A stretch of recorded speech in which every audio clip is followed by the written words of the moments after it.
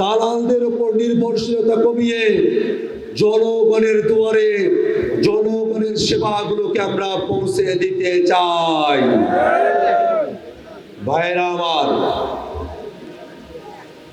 এই কাউনিয়া পীরগাছার মানুষের প্রশাসনিক, আইনগত, সরকারি অফিসের দাপ্তরিক বা চিকিৎসার সময় যাতে তাদের পাশে দাঁড়ানোর জন্য আমরা জনসভা সেন্টার বানাবো। আমরা স্বচ্ছতা এবং জবাবদিহিতার রাজনীতির জন্য জাতীয় পর্যায়ে আমরা যেমন সরকারি বরাদ্দের হিসাবগুলো চাই, তেমনি ভাবে এই কাউনিয়া পীরগাছা হারাগাছে সরকারি বরাদ্দের হিসেব প্রদর্শনের বোর্ড আমরা স্থানে স্থানে স্থাপন করব। ভাইয়েরা আমার, আমাদের তরুণদের, আমাদের নারীদের, আমাদের শিশুদের সুন্দর জীবন বিকাশের জন্য শাপলাকলি মার্কায় নির্বাচিত হলে আমরা তাদেরকে সমাজে অগ্রসর করার ব্যবস্থা গ্রহণ করব।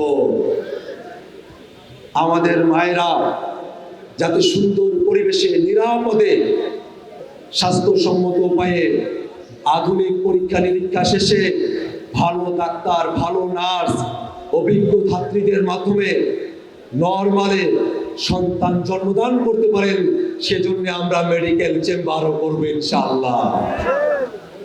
আমরা যখন মেডিকেল চেম্বারের কথা বলি, এলাকায় এলাকায় আল্ট্রাসোনোগ্রাম মেশিন সহ আধুনিক যন্ত্রপাতিগুলো পৌঁছানোর কথা বলি, অনেকে হাসি ঠাট্টা করেছেন, দুনিয়া যে কোথায় চলে গেছে ওনারা এখনো জানে না। ওরা বলছে মানুষকে হেলথ কার্ড দেবে, কিন্তু হেলথ কার্ডটা ঘরের মধ্যে থাকবে।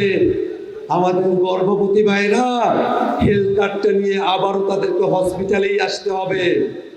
আর আমরা সেখানে বলছি ভ্রাম্যমান মেডিকেল সেটআপে আল্ট্রাসোনোগ্রাম মেশিন সময়ে সময়ে কাউনিয়া পীরগাছার অলিতে গলিতে ঘুরবে।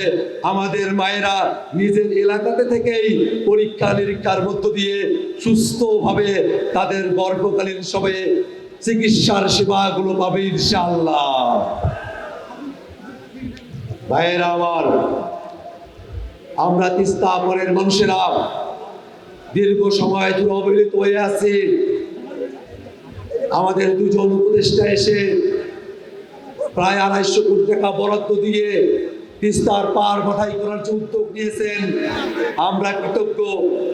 কিন্তু আমরা আসলেই এখনো পর্যন্ত অত্যন্ত অভাবের মধ্যে আছি। আমাদের অভাব তিস্তার পার বাধাই করার অভাব, আমাদের অভাব তিস্তা নদীতে গভীরতা না থাকার অভাব, আমাদের অভাব তিস্তাকে নিয়ে পরিকল্পনার অভাব। ইনশাআল্লাহ যদি 11 দল সরকার গঠন করে, যদি শাপলাকলি মার্কা জিতে আসে, আমরা তিস্তা সমস্যার সমাধানে সবার প্রথমে ব্যবস্থা গ্রহণ করব।